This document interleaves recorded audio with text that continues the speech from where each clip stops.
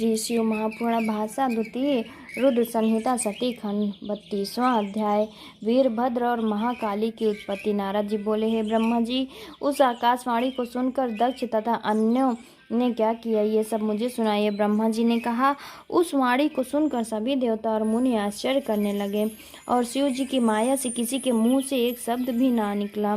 इधर भृगु के मंत्रों से उत्पन्न हुए भृगु गणों द्वारा भगाए गए शिव जी के गण शिव जी के शरण में गए और सती जी के शरीर त्याग का सारा वृतांत कह सुनाया। ये सुन महाप्रभु शंकर जी ने इस वृतांत की वास्तविकता का संपूर्ण समाचार जानने के लिए नारद का स्मरण किया।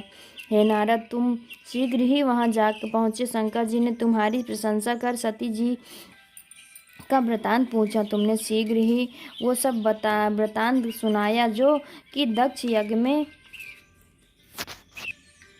हुआ था। उसे सुनकर पराक्रमी शंकर जी को क्रोध का अंत न रहा। लोक संहारकारी शंकर जी ने अपने एक जटा उखाड़कर उसमें से उसे पर्वत पर दे मारा, जिसके 2 खंड हो गए और महाप्रलय के समान एक भयंकर शब्द के साथ महाबली वीरभद्र उत्पन्न हुए गए। फिर जटा के दूसरे भाग से अत्यंत भयंकर और करोड़ों भूतों से घिरी हुई महाकाली उत्पन्न हुई। इस प्रकार दोनों ही अपने तेज से प्रज्वलित होने लगे। तदनंतर महाबली वीरभद्र ने शिव जी को प्रणाम कर हाथ जोड़कर बोला, हे प्रभु, मैं क्या करूं, मुझे शीघ्र आज्ञा दीजिए। यदि आप कहिए तो मैं क्षण भर में ही समुद्र को सोख डालूं, पर्वतों को चूर कर डालूं, ब्रह्मांड को भस्म कर डालूं, अथवा देवताओं और मुनीश्वरों को भस्म कर दूं। आपकी कृपा से मेरे लिए कोई भी कार्य अशक्य नहीं है।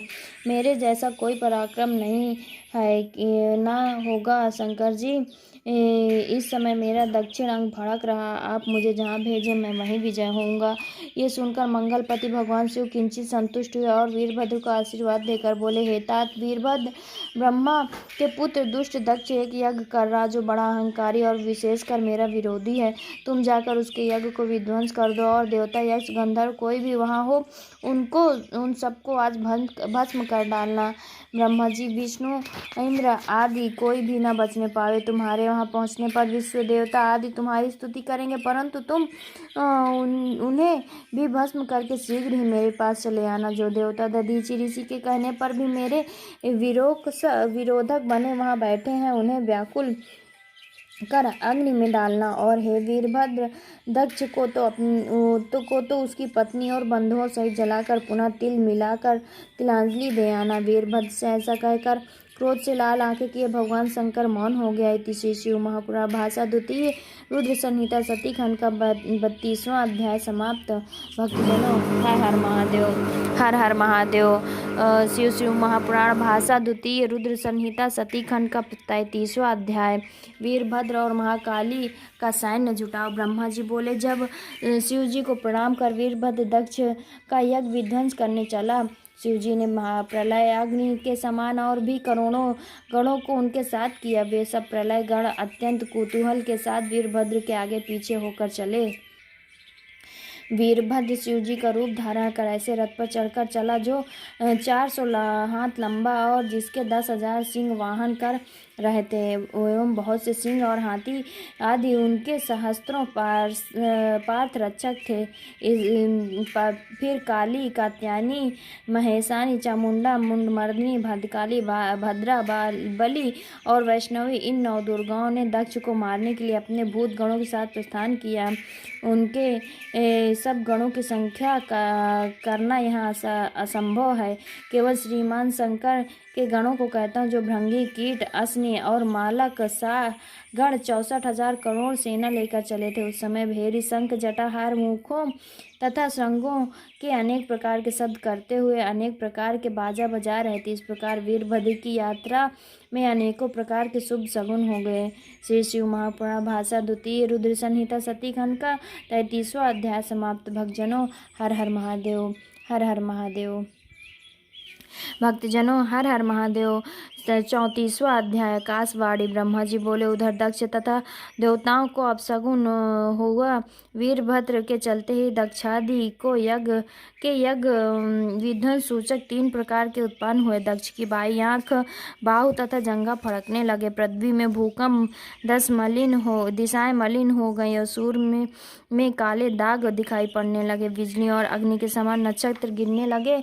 हजारों गीध दक्ष के सिर पर मंडराने लगे, जिनकी छाया से मंडप ढक गया।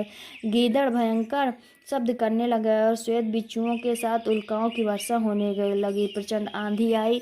दक्षादिक बार बार रुधिरवमन करने लगे। आकाश से रक्त वर्षा होने लगी। दिशाओं में अंधकार व्याप्त हो गया। बैकुंठ वासियों सहित सबकी शक्ति क्षीण हो गई और सभी घबराकर अपने अपने स्थान में कछुओं के समान लौटने लगे। फिर तो उसी समय ये आकाशवाणी हुई कि हे दक्ष, तुझे धिक्कार है, तू बड़ा पापी और मूर्ख है। अब तुझे शिव जी द्वारा अवश्य ही महादुख की प्राप्ति होगी और खेद है कि तेरे कारण आज यहाँ उपस्थित सब देवताओं को भी महादुख होगा। इस प्रकार आकाशवाणी सुनकर और अब सगुनों को देखकर दक्ष बड़ा दुखी हुआ और डरता कांपता हुए विष्णु जी के शरण में जा उनकी स्तुति करने लगा। इति श्री शिव महापुराण द्वितीय रुद्र संहिता सती खंड का 24वां अध्याय समाप्त। भक्तजनों, हर हर महादेव। हर हर महादेव। 35वां अध्याय। विष्णु जी द्वारा दक्ष को शिव उपदेश। दक्ष बोले, हे विष्णु जी, मैं बड़ा भयभूत मेरी रक्षा कीजिए। आप तो यज्ञ स्वरूप हैं, अतः हे प्रभु, जैसे भी हो मेरी रक्षा कीजिए।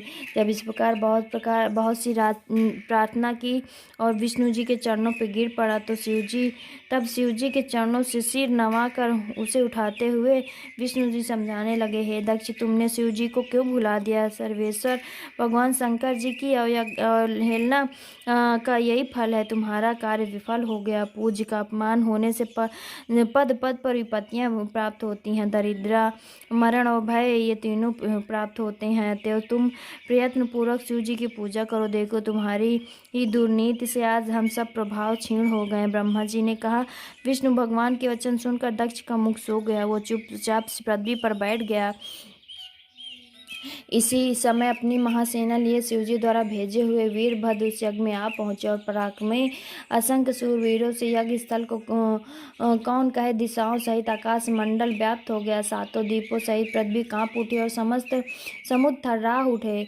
उस सेना को देखकर दक्ष अपने मुख से रुधिर वमन करने लगा। अपनी स्त्री सहित विष्णु जी से बोला, हे विष्णु जी, मुझे आप पर ही भरोसा है।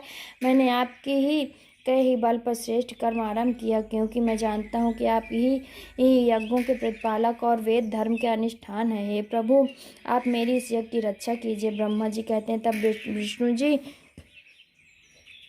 दक्ष को फिर शिव तत्व समझाते हुए बोले, हे दक्ष, तुम्हारे यज्ञ की रक्षा अवश्य करूँगा, क्योंकि धर्म पालन करने के लिए मैं सत्य प्रतीत हूँ।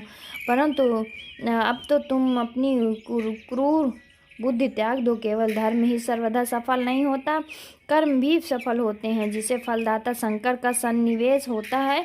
ईश्वर को त्याग करने वाला कभी ज्ञान को प्राप्त नहीं होता है। वो करोड़ों कल्प नरक में पड़ा रहता है। ये वीरभद्र शंकर जी के गणों का एक ऐसा सेनापति जो शिव जी के शत्रु का सर्वथा ही नाश कर देते हैं। तुम्हारे सहित हम लोगों का भी नाश कर देगा। शिव जी की आज्ञा का उल्लंघन कर मैं जो तुम्हारे यज्ञ में आया हूँ, मुझे भी घोर पाप दुख भोगना पड़ेगा और आज इसे रोकने की शक्ति मुझ में नहीं है। सुदर्शन चक्र का भी इस पर कुछ प्रभाव नहीं पड़ेगा। मैंने ऐसे छोड़ा नहीं कि शिव जी के पास चला जाएगा। बड़े शोक की बात है, बिना समय आए ही हमारा आज ही प्रलय हो रहा है और तुम्हारा नाश निश्चित है। यदि हम आदर सहित वीरभद्र का पूजा करें तो वो शंकर जी के क्रोध से क्रोधित होकर हमारी रक्षा नहीं करेंगे।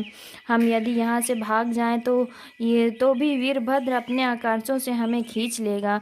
क्योंकि स्वर्ग, पाताल और पृथ्वी कहीं भी वीरभद्र के शस्त्रों की गति रुकती नहीं है। शिव जी के जितने गण हैं उन सबकी भी उतनी ही शक्ति है। विष्णु जी ऐसा कह ही रहे थे कि वीरभद्र यज्ञ मंडप पर आ गया, जिसके साथ महासागर रूप सेना मंडरा रही थी। इति श्री शिव महापुराण द्वितीय रुद्र संहिता सती खंड का 35वां अध्याय समाप्त। भक्तजनों, हर हर महादेव, हर हर महादेव।